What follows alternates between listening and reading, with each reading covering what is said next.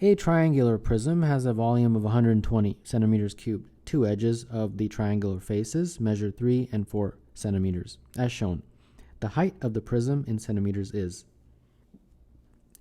The volume of this shape is calculated as follows. The area of the base times the height of the entire shape. Now the volume of the height I can label right here h. Now the area of the base is right here. This is the base, right? That's the base, and that's also a base. Either one, same dimensions, 3 by 4. So this is 3, and that's 4, and that's 4, right? No problem. So the area of the base is just a triangle. So it's 1/2 base times height, and you can use either one, 3 for the base, and height you can use 4. And then I have to multiply all this by h. The volume they have given me is 120. So there you go. That's the equation. Solving for this, I get 240 is equal to 12h, and therefore h is equal to 240 over 12, and that means h is equal to 20. So number 21, the answer is B. A container in the shape of a triangular prism stands on one of its triangular faces. 3 spheres of radius 1 are placed inside the container, each touching the triangular bottom. Each sphere touches 2 of the rectangular faces of the container, and each sphere touches the other 2 spheres. A 4th sphere of radius 1 is placed on top of the 3 spheres, touching each of the 3 spheres on the top of the prism. The volume of the prism is closest to. This question is going to be done in a few steps. Step number 1 is the volume formula. And that volume formula is just going to be the area of the base, which is a triangle, 1/2 base times height, times the height of the entire prism, and I'll just call that large H. So there we go. That is the volume. So individually, I obviously have to figure out the value of B, H, and large H. So the first thing I want to do is draw the base, which is an equilateral triangle. That's the only way it could be. And let's see what happens when I put in 3 spheres. Now, the challenge here, of course, is that we are dealing with a question that talks in 3D, but my diagrams will be in 2D, but eventually I'll give you a 3D diagram. But for step number 2, a 2D diagram will be sufficient. So let's draw in those 3 circles that will represent our spheres. So here is the base, and each of these red circles represents a sphere. So what I'm going to do, the first thing, is draw the radii. And those radii will help us sort of get an understanding of what is the sizes of the lengths. So here's the first one, that's tangent, right? And then from the center of the circle, we draw another one. Let's connect these. And that should be good enough to figure out the lengths of this triangle. Because remember, that's going to be this part right here. I have to figure out the base and the height. Okay, so each of these spheres has a radius of 1. So this is 1 right here, the distance from there to there. And this is 1 from here to here. Similarly, this is 1, and this is 1. So this is 1, this is 1, this is 1, this is 1. Okay, now concentrate on this triangle right here. That is a 30, 60, 90 triangle. How do I know? Well, one thing is for sure, the way I drew this is a tangent, so that's a right angle. And then because it's an equilateral triangle, that angle there would be 60. So if you chop it in half, this little guy in here will be 30 degrees. And therefore this angle right there, this angle from here to here, that would be 60. And you guys, if you're in grade 10 and you're at this point of the math contest and you're practicing these kinds of questions, this should be pretty self-explanatory. So that 30, 60, 90 triangle, I'll just draw a rough sketch of it like that. This is 30, 60, 90. And then we know that this side is equal to 1. So I want what is this side, because that's going to help me figure out the length of that side. Well, according to 30, 60, 90 triangles, the ratio of the sides, x over 1, will be the same as root 3 over 1. So x is just root 3. So there we go. So this distance from there to there is root 3. And then because of the symmetry of the diagram, that will also be root 3 over there. So this entire base looks to me like it's root 3 plus 1 plus 1 plus root 3, which would be 2 plus 2 root 3. Okay, so might as well plug that in there. Why not? 2 plus 2 root 3. Okay, so next I'll concentrate on h, and then at the end we will figure out our value of the big H. Okay, well h, small h at least, is right there. I can figure that out pretty easily. Again, using a 30, 60, 90 triangle. So that 30, 60, 90 triangle this time is this guy. So let's just draw a very brief sketch of that. This is my h, and this is 90 degrees. This angle is 60, and therefore this angle is 30. So this h and this side, which is 1 plus root 3, will help me figure out the value of h. So again, using the angles of a 30, 60, 90 triangle, the ratio of the sides are always 1, 2, and root 3. So h over 1 plus root 3 is equivalent to root 3 over 1. So h looks like root 3 plus 3. Okay, put that in here. Root 3 plus 3. All I have to do now is figure out h, the big H, and I'm done with the question. So what is big H? It's the height of the entire prism, so top to bottom. And now I need to put in a 3D diagram to sort of explain that. So here we go. So here is a 3D diagram of one sphere sitting on top of 3 spheres. And we want to figure out height, top to bottom, all the way from the top to the bottom like that. That would be this height right here. So how do we do that? We're going to break it up into 3 segments. The first segment is from here to here. The next segment is from the center of one of the bottom spheres to the very bottom. And the third is from here to the base of that triangle. You notice there's this triangle here. That is where that third distance will stop. Okay, a couple of these are very easy. From here to here, that's just the radius of the sphere, so that's just 1. From here to here, that's also the radius of the sphere, so that's 1. So now my challenge is to find this, and that is not as obvious. Well, it's not going to be that difficult.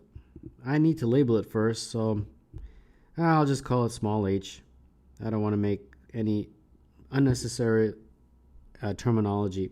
And then remember at the end, h, the big H, is got to be the whole top to bottom. So don't think that it's h. It's going to be h plus 2. H plus this one plus this one. Okay, so now let's talk about how do I figure out that h. Let's put, there you go, that h. Well, we are going to use Pythagoras. And Pythagoras, or Pythagorean theorem, on this triangle right here. So it's going to be this plus this and that. Those 3 sides will be the triangle that help us figure out h, and this being a right angle. So let's see what we can label first. This is of course h, and we don't know what it is. From here to here joins the centers of 2 spheres, so it's just going to be 2 times the radii. So that's just going to be 2. That's easy. Now comes the task of finding this side right here. That is challenging, but we'll be able to do it. I'll just call it x for now. once I find x, I can easily find h using the Pythagorean theorem. So here we go. Now what I've done next to help figure out the value of x is drawn a triangle. Now that triangle that I just drew is this triangle right here. That one. I just drew it sort of flat, like a bird's eye view. And now let's talk about what is h and x. Well, h obviously is in 3D, so I'm not going to worry about that right now. I'm just going to concentrate on x right here. Well, the first thing we need to draw are these lines that are perpendicular bisectors, basically. Once you draw that, it'll be obvious what x is. X will be the distance from here to here, because this point that the h touches is the centroid of that triangle, and this is the centroid right there. So you're going from a vertice to the centroid, so that's obviously from here to here. That is x. Okay, how do I figure out x? Well, what are the dimensions here? From here to here, which is the side of that equilateral triangle, is a distance between two centers of the spheres. So that distance is going to be 2 times the radii. The radii is 1, so 2 times the radii is 2. So this is 1, this is 1. And therefore, since this is a right angle, this is 60. Therefore, if you chop it in half, there's this 30, and this is 60. Once again, we've got a 30, 60, 90 triangle. And therefore, x over 1 is the equivalent of 2 over root 3. So if we rationalize the denominator top and bottom by root 3, you get 2 root 3 over 3. And there you go. We are almost done. Now that we have x, I can use this triangle to figure out h using Pythagoras. So x squared plus h squared is equal to 2 squared. So we got 2 root 3 over 3 all squared plus h squared is 4. H squared would be, what's that? 4 times 3 over 9. So that's 12 over 9. So 4 minus 12 over 9. And that's going to be 36 minus 12, so 24 over 9. And therefore h is equal to, I think I can reduce this, divide top and bottom by 3, 8 over 3. So h is root 8 over root 3. Okay. Now remember, big H is h plus 2. Don't forget that. So this is going to be root 8 over root 3 plus 2. All right, we're done. Well, almost. So remember this formula. All I had to do was figure out h, or big H, and I just did. It's root 8 over root 3 plus 2.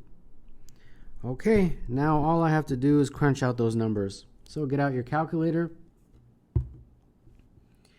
and see what you get for these numbers. And when I do, I get, well, obviously 0.5 for that half. This 2 plus 2 root 3 is approximately 5.4641.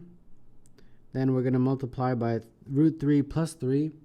So that's 4.732. And then finally this guy, root 8 over root 3 plus 2. That is approximately 3.633. And when you crunch out all those numbers, you get approximately 46.97. And therefore, the volume of the prism is closest to, 46.97 is closest to 47 among the answer choices, which is E for number 23. Mike has 2 containers. One container is a rectangular prism with width 2, length 4, and height 10. The other is a right cylinder with radius 1 and height 10. Both containers sit on a flat surface. water has been poured into the two containers so that the height of the water in both containers is the same. If the combined volume of the water in the two containers is 80 centimeters cubed, then the height of the water in each container is closest to. Well, the height they're saying is the same. So if this is h from here to here, then this is also h from here to here. Okay. Now they're saying that the combined volume of the two containers is 80. So 80 is equal to the volume here and the volume there. So the volume in the first one is going to be length times width. So that's 2 times 4 times the height. The volume here is a little bit different. It's pi r squared times the height, like that. So this becomes 80 is equal to 8h plus pi r squared. Well, r is 1. That's given in the question, so this becomes 1 squared. So this now becomes 80 is equal to 8h plus pi h. Factor out the h and you get 8 plus pi is equal to 80. Isolate for h and you get 80 is equal 80 over 8 plus pi is equal to h. Get out your calculator. Pi is approximately 3.14, so if you add 8 to it, it becomes 11.14. And now you get out your calculator, and 80 divided by 11.14 is approximately 7.18. And therefore, the one that is closest in the answers is this guy right here, 7.2. So number 23, the answer is a cube with vertices FGH, JK, LMN has edge length 200. Point P is on H. G as shown the shortest distance from G to a point inside triangle P. FM is at 100. Which of the following is closest to the length of HP? Let's start off with a little bit of labeling. P to G is what I have to figure out, because that will allow me to eventually figure out HP. So I'm going to let PG be X, and therefore HP, which is what I have to figure out at the end, will be 200 minus X, since the edge length is 200. And then now I'm going to try to figure out some lengths, and some of these are going to be in terms of X, since PG is being called X. The first one, not in any particular order, will be PM, and I will use this Pythagorean relationship here, since that is a right angle. So PM squared is equal to PG squared plus GM squared. So PM squared is basically X squared plus 200 squared, since the edge length is 200. And in a very similar way, we will figure out PF using that triangle. PF squared is also equal to X squared plus 200 squared. And then finally, I'll figure out FM. FM using that triangle right here, where this is a right angle. That squared is equal to 200 squared plus 200 squared. Okay, so those tell me that this is an isosceles triangle. It doesn't appear that obvious when you see it on the diagram because it's on a slant. But once you figure out the values, you see two of those values are the same. So I'm going to draw that isosceles triangle. So something like this, where this is F, and this is M, and this is P. And then FP, or PF, is X squared plus 200 squared under the square root sign. And then same with PM, it's also X squared plus 200 squared under the square root sign. So this is indeed an isosceles triangle. And then FM is 2 times 200 squared under the square root sign. And if we do that, that's just going to be 200 times root 2. So we might as well just write it as 200 times root 2.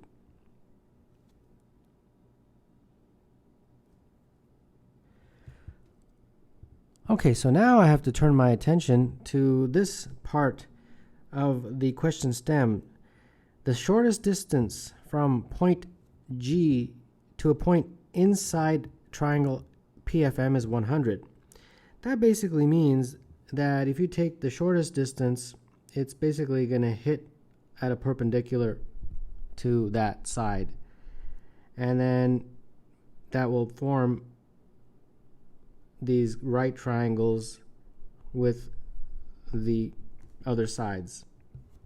And as before, we can make relationships. So that means, since this is a right angle, that, and I'll call that point right here that it touches A.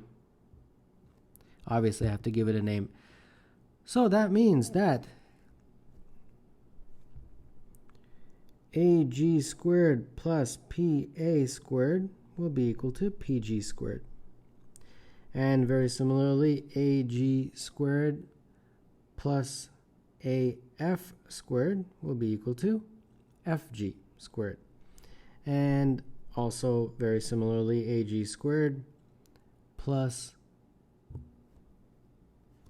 AM squared will be GM squared. So, AG, they have told me, is 100. Basically, the distance, shortest distance from G to that triangle. So, these three equations basically give me the following result.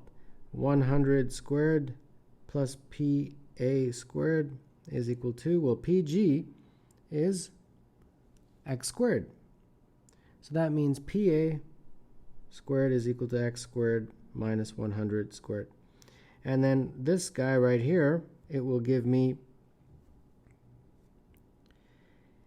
AG squared, which is 100, plus AF squared is equal to FG squared. And FG is this, it's just a side, so 200 squared.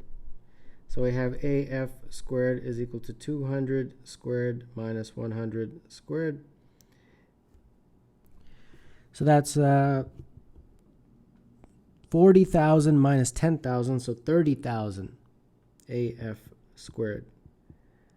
And therefore AF is going to be the square root of that, which would be 100 root 3.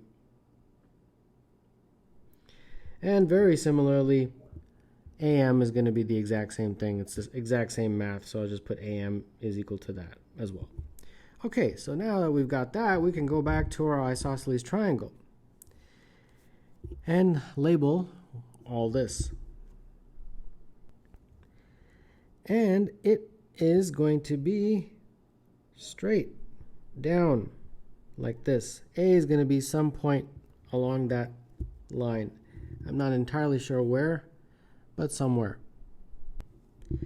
And then we can connect two lines to show FA and AM like that. And again, since we calculated AM is equal to AF, these are also equal, and they're both equal to 100 root 3. So you can just put that in there. 100 root 3, both of them.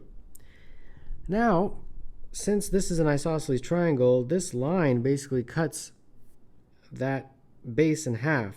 So if I call this D, FD will basically be half of that. So it'll be 100 root 2. And this will be 100 root 2. And PA is x squared minus 100 squared under the square root sign. So this is PA. So I'll just draw a little line there. It's x squared minus 100 squared under the square root sign. Now if I can figure this out, it will be very helpful, and I definitely can. I can just use Pythagoras to figure out AD.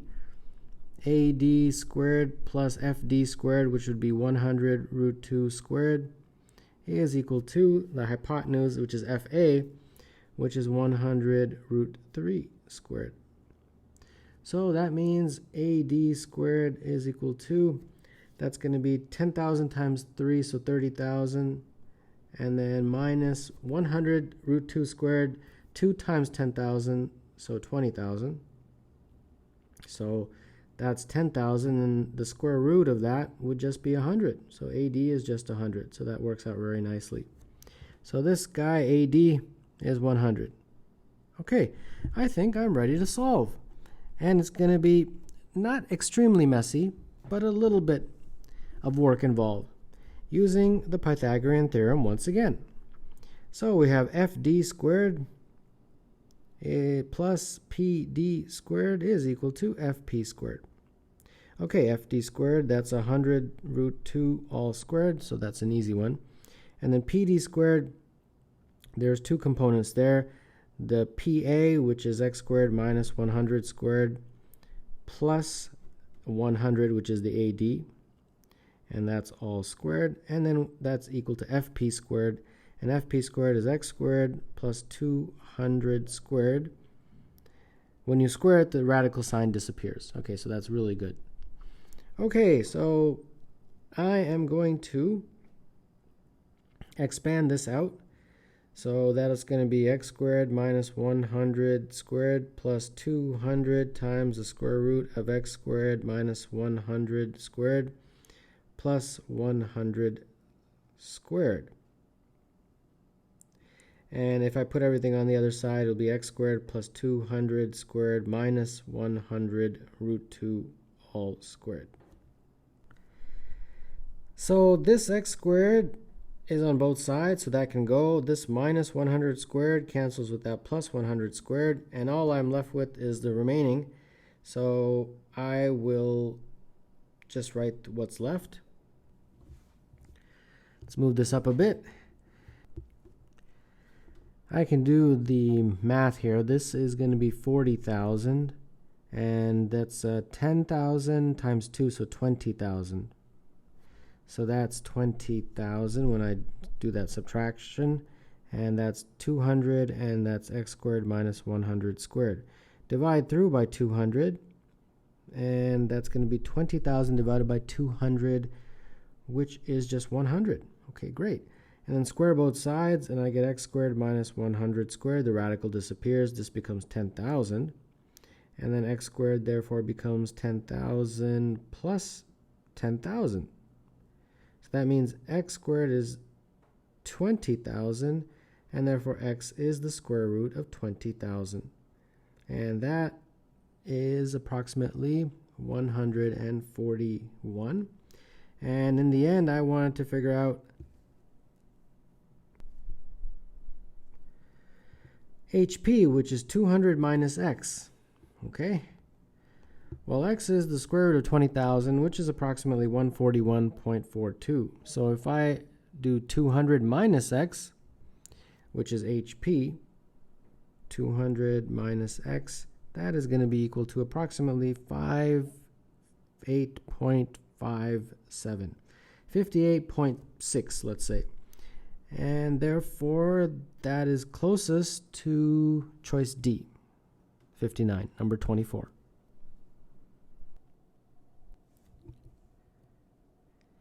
Rectangular prism PQRS WTUV has a square base PQRS. Point X is on the face TUVW, so that PX is equal to 12, QX is 10, RX is 8. The maximum possible area of rectangle PQ UT is closest to. Let's first label this diagram.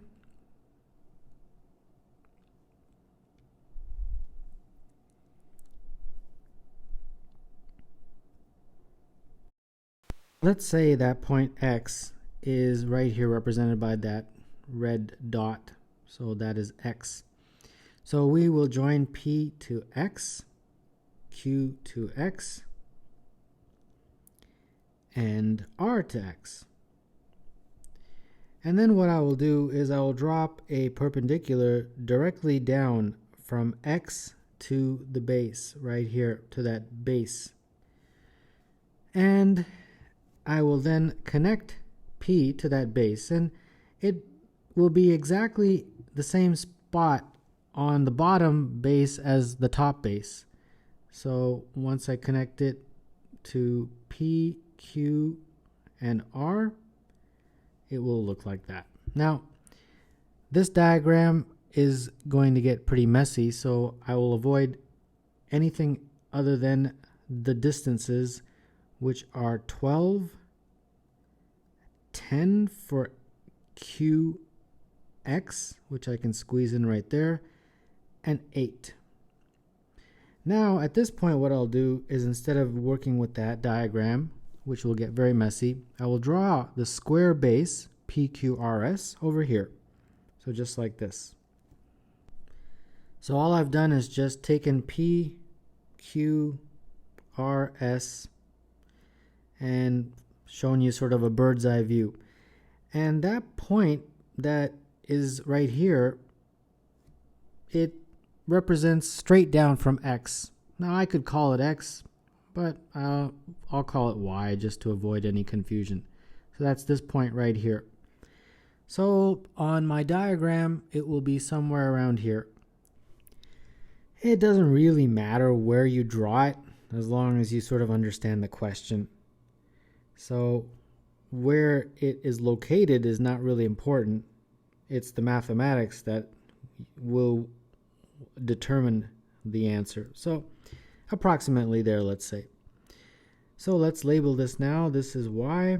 And now we need to draw in some letters to help us with the algebra that's involved. Now, first of all, let's keep in mind what it is that they want us to figure out. They want us to figure out the maximum possible area of PQUT. PQUT is right here. So if this is the length, this is the height, so the area of that would be L times T. So they want you to figure out basically the maximum value of that. So maximize L times T. Now, L is that length, but the base is a square, so that is also going to be L. So this is L, and this is L, correct? And since this is a height, this distance from from X down to Y is also the height. So I can just squeeze in the H right there. Okay. Now let's go back to this diagram here and start labeling this so that we can do some algebra. The first thing I'm going to do is draw some perpendiculars, these types of perpendiculars, from that point called Y to the other side. So there's one perpendicular, 90 degrees. Here's another perpendicular, 90 degrees. And let's start labeling this now. I don't want to introduce too many variables, only enough variables that are necessary. So first, we'll call these distances A, B, and C. All right. And then we're going to have to label a few more. But first, let's work with those three so we can take this one step at a time. So P to Y, I had labeled A. Q to Y, I have labeled B. And R to Y, I had labeled C. So let's carefully look at any Pythagorean relationships, and we've got a few of them. The first one, of course, is this one right here in this triangle, that h squared plus a squared is 12 squared, which is 144. The next one, of course, would be this one right here. That would be h squared plus b squared is equal to 10 squared, which is 100. And then the other one would be right here, which is h squared plus c squared is equal to 8 squared, which is 64. And my goal is to get similar Pythagorean relationships over here so I can solve this problem. Well, I have to unfortunately introduce a few more variables. Not the best thing to do or favorite thing to do, but it's required. So from here to here, I'll call that E, and therefore this would be L minus E, that distance. And I think one more will be sufficient. I'll call this D, and therefore from here to here will be L minus D. And then therefore from here to here is also E, and from here to here is L minus D. All right. So now, what can we get from Pythagoras?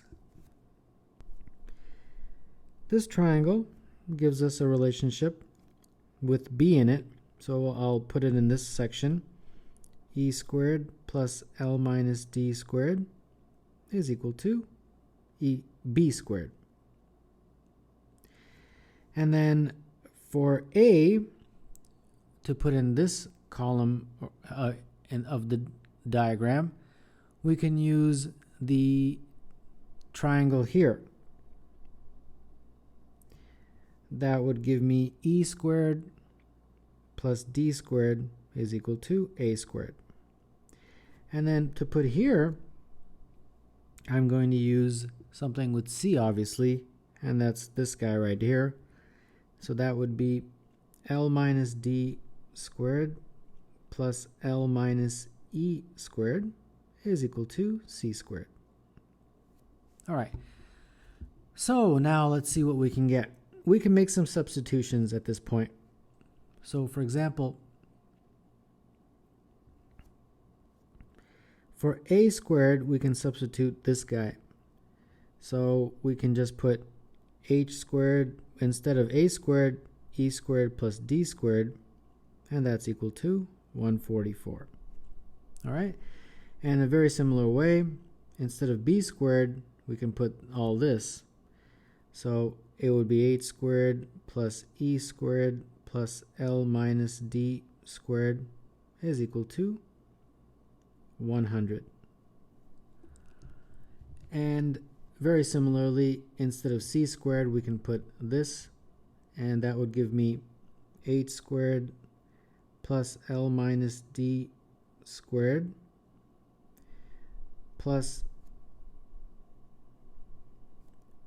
L minus E squared is equal to C squared. Or sorry, 64. Okay, so now we've got those.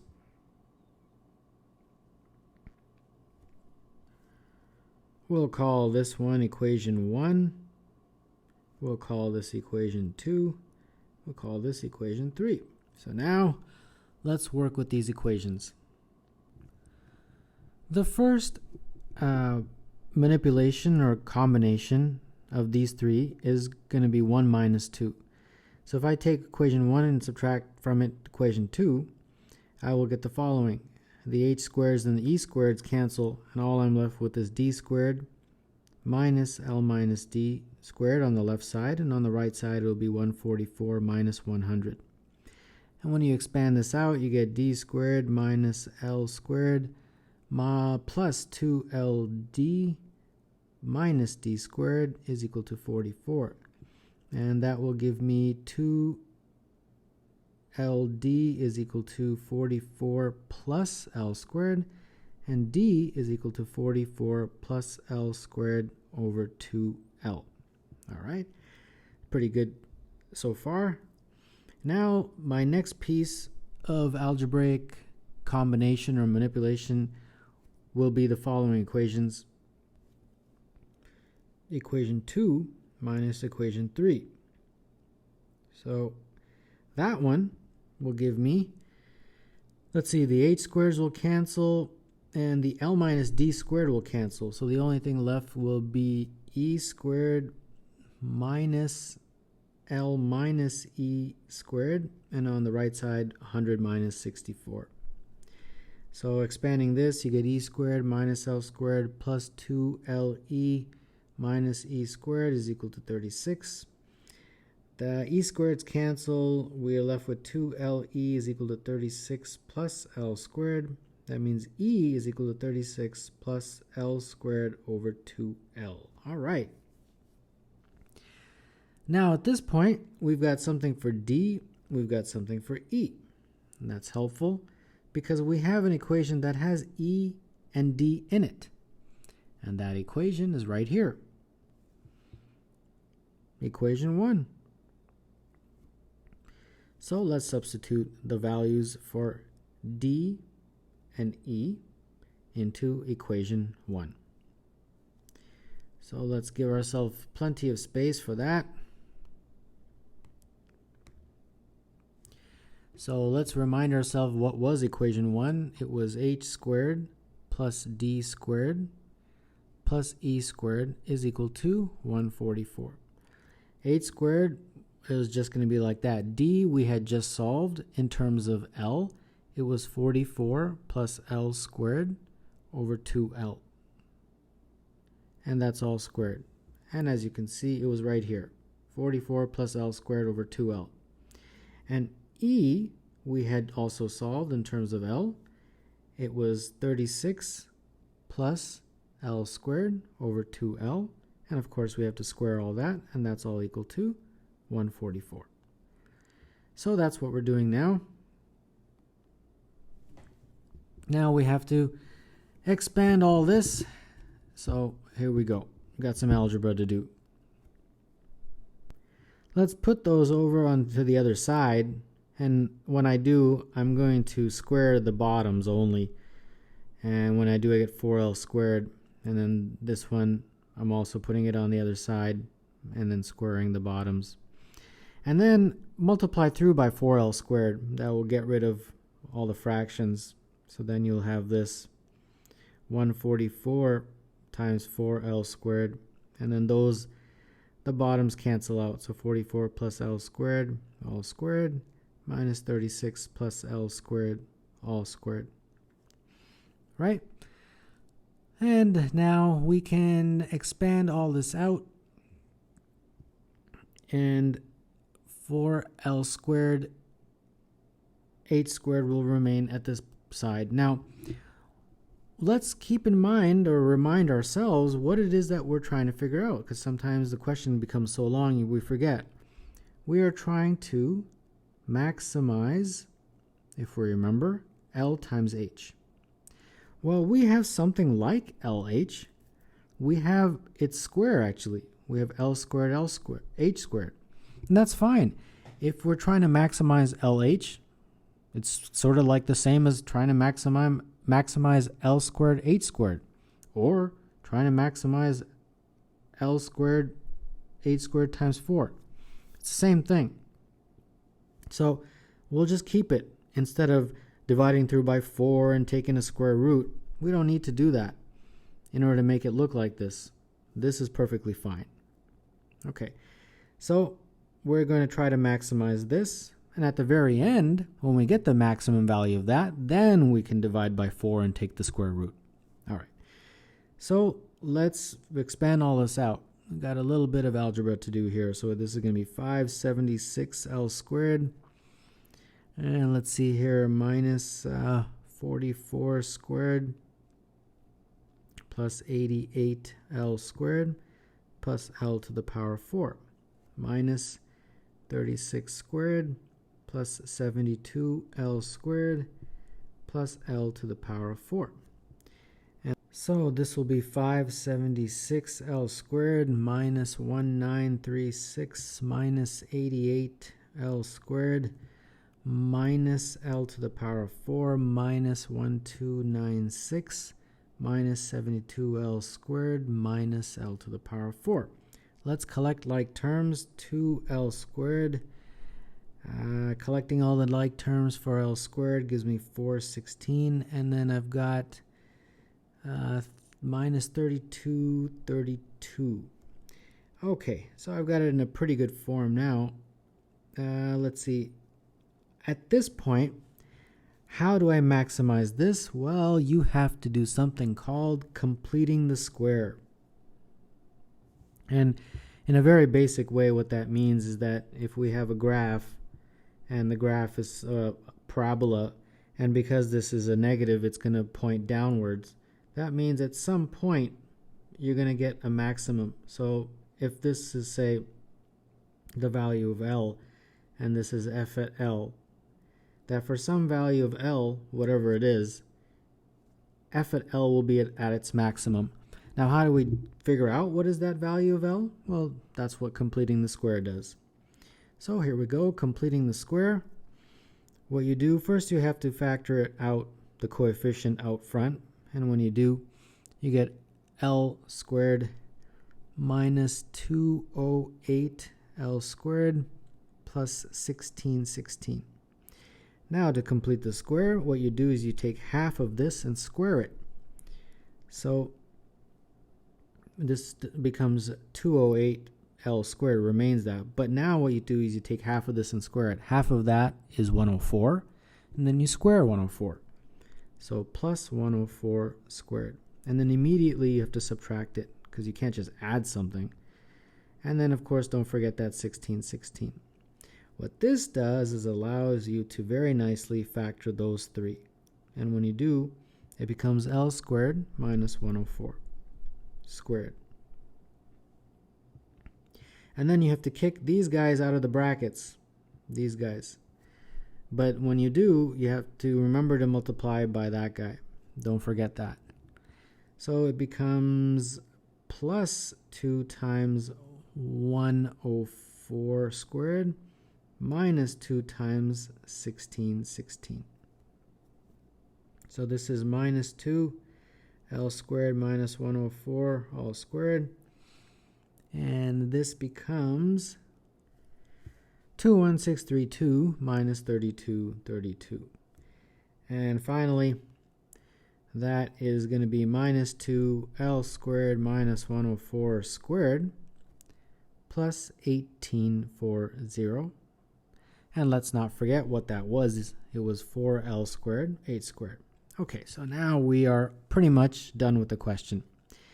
This means that when L squared is equal to 104, right there, that part becomes 0, and it makes this have the maximum value. Max value is 18400. For what? For that function, which is equal to 4L squared, 8 squared. Okay? So, let's figure out now what is the value of just LH, because remember we had to maximize LH. All right, so we got that 4L squared 8 squared has a maximum value of 18400, and that happens when L squared is equal to 104. Well, divide both sides by 4, and you will get 4,600, and then take the square root of both sides just to get LH, and when you do, you get 67.823. And there you go. That is the maximum value for L times H. 67.823, and that would make number 25. The closest value is B.